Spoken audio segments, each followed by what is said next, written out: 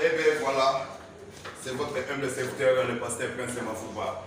Nasengi binobo s'abonner massivement, abonnez-vous massivement sur notre chaîne Tingi TV pour Awa Nyon Soumazali Nenge Baloma. Au commencement était la parole, et la parole, Christ.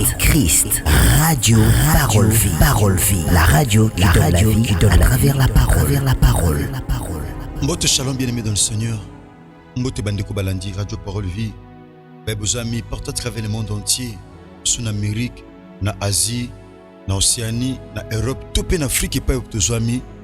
Tika Yesu Masia Nazareth nzambe ya solo pe ya bomo nzambe tondimela abatela pe ya bomba bino be bokati pongi na bututo pe na tongo lelo be pe bokozali boko olanda biso tombe na rediffusion tika bolingo ngolu pe bolamo ya Christ bila bino bien-aimé nasima ko kama tia oko bomba okate pona yo na téléphone na yo to pe na laptop na yo to pe na tablette partager ngona ba ami na ba connaissance to pe na ba relation na yo yozala penza malamu mingi makasi koleka. Merci bien-aimé dans le Seigneur. Na confiance bo continue ko sala biso na kati radio parole vie. Tika Yesu Masia Nazareth nzambe moko ya solo pe ya bomo to sangsake ni na mai ni na mafuta ni na singa ni na bougie yaya kaka kombo na Yesu Masia Nazareth yango to tombolaka kombo ezali kolo na ba kombo nyonso. Merci bandeko na ngai na bondi biso pe to zami so to kongoma mitupo to sambela. Tata to pesio merci. Yesu Masia Nazareth le boy la tanzoto. Le tutu de Banatina na yotata. La Bible dit c'est poussé par ton Esprit Saint que les hommes ont parlé de ta part. Si nous voulons parler de ta part, Saint-Esprit, pesa biso boania mayele pe boso soli afin que Christ azala glorifié kat na biso. Na kombo na Yesu Masia Nazareth ndeto sambeli nkolo petolobi. Amen. Merci bien-aimé, nous lisons rapidement la parole de Dieu. Nous en allons à 1 Samuel chapitre 18, verset 14 à 15. La Bible dit ceci. Il réussissait dans toutes ses entreprises et l'Éternel était avec lui. Saoul, voyant qu'il réussissait toujours, il avait peur de lui. La parole du Seigneur. Et ne metoshita qui l'obi par la grâce de Dieu. Na ali solo o nzambe anoko solo la na Josué. Na chapitre 1er na verset 8. Aibisi eboy. Beaucoup oyo ya mobeko ezala musika na yote okotanga ka yango ko méditer yango butu pe moi pono salanine pona o agir fidèlement kolanisa manyoso komama na buko zotang. C'est alors que tu auras du succès. Toloba ki bien-aimé dans le Seigneur eza bato bana succès mais ba ressuscité eza bato bana succès to mona bango yaya to ka bango pe balanga nzembo. Frère Azaka na succès, mais ressuscité vite. Azaka na succès, mais allongate. Azaka na succès. Sero Azaka na succès na quartier, ma balate. Papa Azaka na succès na quartier. Yayak, mais vine simbate. Mon frère, ma soeur, succès est lo comme susu. Réussite tu peux et lo comme susu. Toi na pour ça succès, bien sûr, mais tout ça beaucoup plus na pour ça il y a réussite. Toba qui réussit ces années, ezali ko atteindre objectif. Ezali ko accomplir eloko moko songolo avec succès. C'est ça réussir. Bien-aimé, et pas tout tanga, mon frère, ma soeur, bien-aimé dans le Seigneur. Tout tanga li solo, il y a David. Yaya, David a bengami l'homme selon le cœur de Dieu. David a bengami l'homme selon le cœur de Dieu. Yaya, tout ça qu'on a pour ça longue.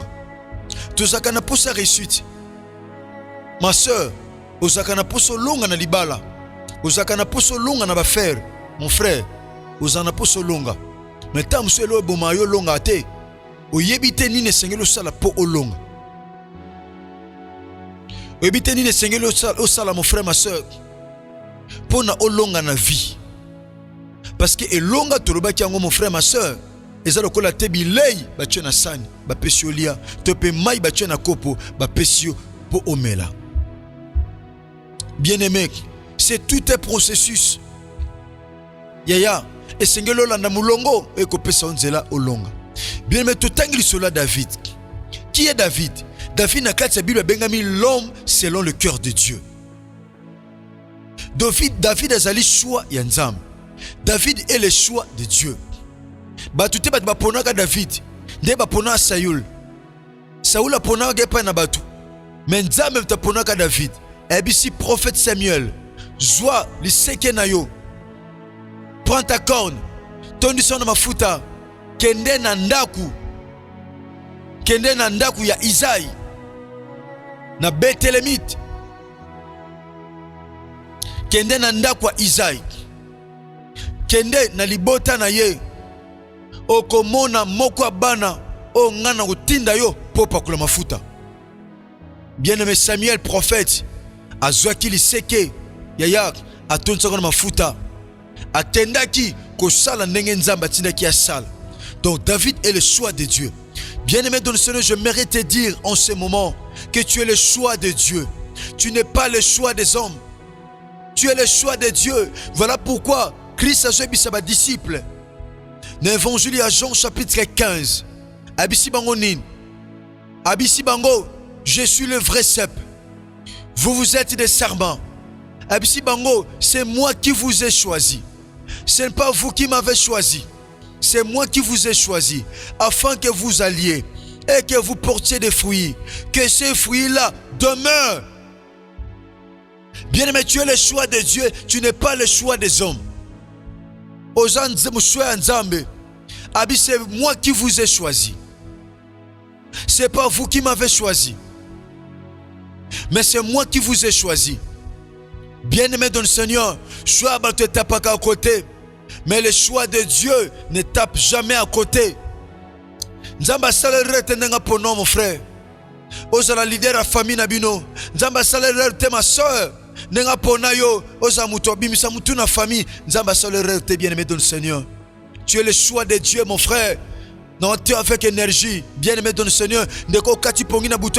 Tu es le choix de Dieu, bien-aimé dans le Seigneur. Tu es le choix de Dieu, mon frère. Tu es le choix de Dieu, ma soeur. Bien-aimé dans le Seigneur, Nzamba poni David. Abengami l'homme selon le cœur de Dieu. Bien-aimé, tu es David a longa Goliath. Mouta longa Goliath azagite na Israël. Kobana roi Saül. Kinona mutasuka. Même yaya David bakoka te kokwesa Goliath. Mais il a fallu David auta na zamba. Il a fallu David alonga na zamba abima. Pas longa Goliath. Mon frère, ma soeur, so bachao na zamba, so bomba na zamba, je prie le Dieu de mon père, Jésus-Christ de Nazareth. Nzambo tatanga meeta teanga na sambeliye, so bacha vino na zamba, na buta lelo abimiso na zamba. Na zamba ya maladie, na zamba ya pauvreté, na zamba ya échec, na zamba ya humiliation, na zamba ya problème, na zamba ya limitation, na zamba ya stérilité, na zamba ya pauvreté, na zamba ya malédiction, zamba bimisayo. C'est ça ma prière ce matin. Yaya, na bondeli Yesu Masia Nazareth na buta lelo, abimiso na zamba ya kolela, abimiso na zamba ya chômage, abimiso na zamba ya pauvreté, abimiso na zamba ya maladie, abimisayo. Zamba misaki David na zamba de la même manière, abimiso na zamba ya chômage. Topé à célibat, abimisayo. Zamba misaki David na zamba. David akayebi kake na ketiki la bayabi loko balia. Nzoke zaki mukolo o sengleka sala succès. Alléluia. Nzoke zaki mukolo sengleka soit réussite. Bien-aimé dans le Seigneur, ezaki mukola réussite à vie na ye. Bien-aimé mukola lelo, et qu'on s'appelle mukola réussite pour na yo. Saisis cette opportunité, bien-aimé. Et qu'on s'appelle mukolo na yo mon frère, et qu'on s'appelle mukolo na yo ma soeur. Mukola lelo, je dis à lelo bien-aimé dans le Seigneur, et qu'on s'appelle mukolo na yo. Et qu'on s'appelle mukolo na yo mon frère. Et que peut oser mukolo na yo ma soeur. Je dis à lelo bien-aimé dans le Seigneur. Non, Dieu, le kola muta ondima, mwana muta ondima. Bien-aimé, David a été ezaki mukolo sengle ka sala succès. A été ezaki mukolo sengle ba sala lenzembo. A été ezaki mukolo sengle ki bato ba betele maboko. A été ezaki mukolo sengle ki a reçu. Bien-aimé dans le Seigneur. A eba quitté David, a eba quitté. A eba quitté ngende na kebe na kepo na bunda. Abika na keko tsikila ba ya biloko balia pa ba bunda bien. A eba na été David. Aibaki na été mon frère, ma soeur. Nzoka zagi muto nzamba pona ki po kwesa Goliath.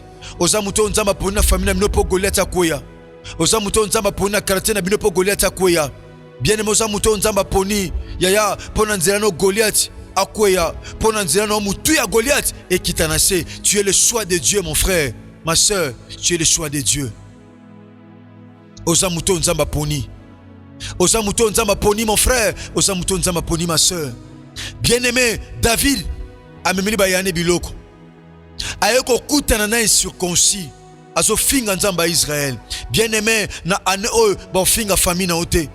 Soki ba ane lekaki ba finga ki famille na yo, famille ze loko pamba, famille ene loko te, nzamba o décorer famille no ane oyo.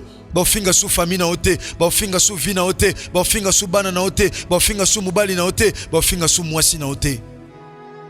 Ba finga ote, bien-aimé dans le Seigneur. David yaya na matoi na yazo yo ka ba insulte zo bima. Bazo finga peuple Israël. Et baza ko insulter nzambe ya Israël. David yaya mutwe bima milinga. David ayoka mutwe sofaye comment un incirconcis fa tellement pour humilier nzambe otobelelaka. Comment un incirconcis il faut tellement à se permettre à finga nzambe bisoto salelaka. Comment un incirconcis a tellement pour na décourager peuple nzambe. Abitala bien que nazaki préparé tena bitumba. Bien que nazaki préparé tena bitumba famille. Bien que nazaki préparé tena bitumba quartier oyo. Bien que nazaki préparé tena bitumba veni oyo. Bien que nazaki préparé tena bitumba 2026 oyo. Abitala, moi j'aurais me battre. Non kiko bundana mwana mobali yo. Waza ko finga nzamba Israël. Yaya batu ba pekisie. Ah ozana no mwana muke. Oko bundate kutu bayana ye na nzoto. Babi yoto yebi. Yaya lolendo no ya mutema. Oyoko sala nini otiki bampate ya muki atate pa na nani tebi lolendo mutema na yo. Ah yaya ya Eliab ya Shama ya Abinadab mutaye ko longa la bino bitumbo bo ko longa te bo benga yo orgueilleux. Yana ano batu ba benga orgueilleux. Ma soeur, cette année 2026, les gens vont te traiter d'orgueilleux. Yaya, ma soeur, les gens vont te traiter d'orgueilleuse cette année 2026. Parce que ma kamo nzamba osala, mo bombe ezalate, il faut penser sango parce que tu as un témoignage favorable. Tu as un témoignage favorable. Bien-aimé David, l'homme selon le cœur de Dieu, abino kende ko bunda na circoncis oyo. Ngande na zabo na bunda déjà na lion na longai. Na bunda déjà na ous na longai. Bongo muto. Muto nzamba ko lembana te ko pesa ngaye na maboko na longai. Batu ba pekisi David. Bien-aimé dans le Seigneur, ano batu ba pekiso te olonga. Batu ba pekiso te osomba. Batu ba pekiso te oteka. Batu ba pekiso te okota. Batu ba pekiso te obima. Batu ba pekiso te voyager. Batu ba pekiso te osomba. Batu ba pekiso te obala. Batu ba pekiso te bota. Batu ba pekisa ote. Na bomoto bebi mas comme si bazo protéger. Abundana mukolo akufa. Batu ba sunga ote. Na yana na domaine du wana batu ba pekisa to bota batu ba pekisa to bala batu ba pekisa ote olonga. Bien-aimé ton Seigneur, ba pekisa David babi David ba mwana muke bitumbo za bitumba tayi na ote ya bitumba âge na ote ya bitumba banzoko ya bitumba niveau na ote. Oui banzoko babundaka matiti nde okaka pasi matiti nde gumba maka matiti nde ya epikwa maka matiti nde ya elalaka. Wana mwana muke kende obokola banyama tata na zamba. Wa mwana muke obundela wapi David. Yaya nzoka David azaki une expérience na nzambe. Bien-aimé, nzoka David bande kotambwa na nzambe. Tebili solo ndenge David a renversé ki Goliath. Basala ki nzembo. Ya cette année batu ba osala lo nzembo. Batu ba osala lo nzembo. Cette année batu ba osala lo nzembo. Ba osala lo nzembo na ba réseaux sociaux. Ba osala lo nzembo na TikTok. Batu ba osala lo nzembo na ba statut na bango. Batu ba osala lo nzembo cette année. Bien-aimé, son ndimili kambo et salamela yo. Naza prédicateur à bonne nouvelle. Yaya na teka batu nyonso te, na teka basi pe mibala kondima. Réussite na yo batu ba osala ngo nzembo. Ya pas été autre tanga ni sola David. Bien-aimé, la Bible dit ceci, bitumba mingi sengela ki Goliath abunda, ande ko pesa ngo David abundela ye.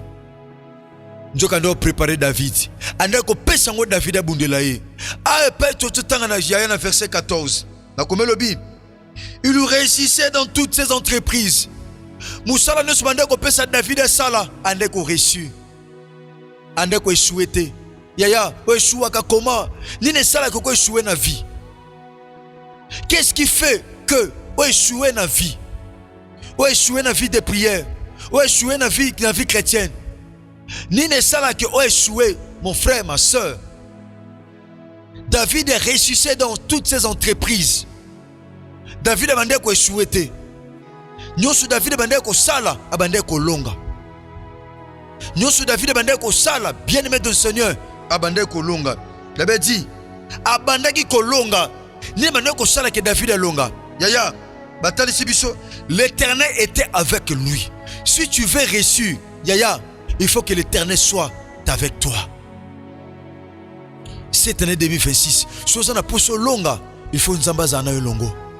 Maman, on a poso longa, il faut nzamba zana longo. Papa, on a poso longa, il faut nzamba zana longo. Ma soeur, on a poso longa, il faut nzamba zana longo.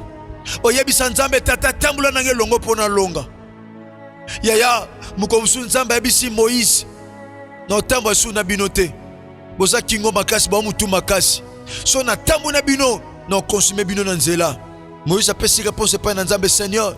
Soko tambo na bisote, ne nous fait pas déplacer de ces lieux. Donc Yaya, Moïse avec une importance, ya compagnie Yaya na nzambe. Abisoko o tambo na bisote, abiko tinda ange te, tambo na biso yomoko, soko tambo na bisote, c'est pas important au faire déplacer biso ne sikao. Je prie que le Seigneur marche avec toi cette année. Je prie que le Seigneur soit avec toi, bien-aimé de le Seigneur. Que le Seigneur que nous prêchons, Jésus-Christ de Nazareth, Yaya, soit avec toi. Parce que l'Éternel était avec David. Et David réussissait dans toutes ses entreprises. Yaya, tika nzamba tambula na yo, Yesu Masia Nazareth tambula na yo, na ba faire na yo, na commerce na yo, na makam na yo. Que le Seigneur marche avec toi, bien-aimé de le Seigneur. Nzamba tambula na yo, bien-aimé. Nous sommes arrivés pratiquement à la fin. Tokome na suka. Bien-aimé, on a intérêt, pour raison. Et on dit, Nzamba tambouana yo, pour Olonga. Merci de konanga ya mwasi pe ya mubali. Yaya, pour une attention particulière au pesa kingai. Merci Yaya, yo comme pasteur évangéliste que j'amatea ou que partageango na ba ami pe na ba connaissance. Tika bolingo, ngolo pe bolami ya Christ et bien nous partons travers le monde entier pe bozami. Nous recontactez Sali plus 43 89 75 70 917. Merci, que Jésus-Christ de Nazareth vous bénisse. Au commencement était la parole, et la parole, et la parole, et la parole, Christ, radio, parole vie, la radio qui donne à travers la parole,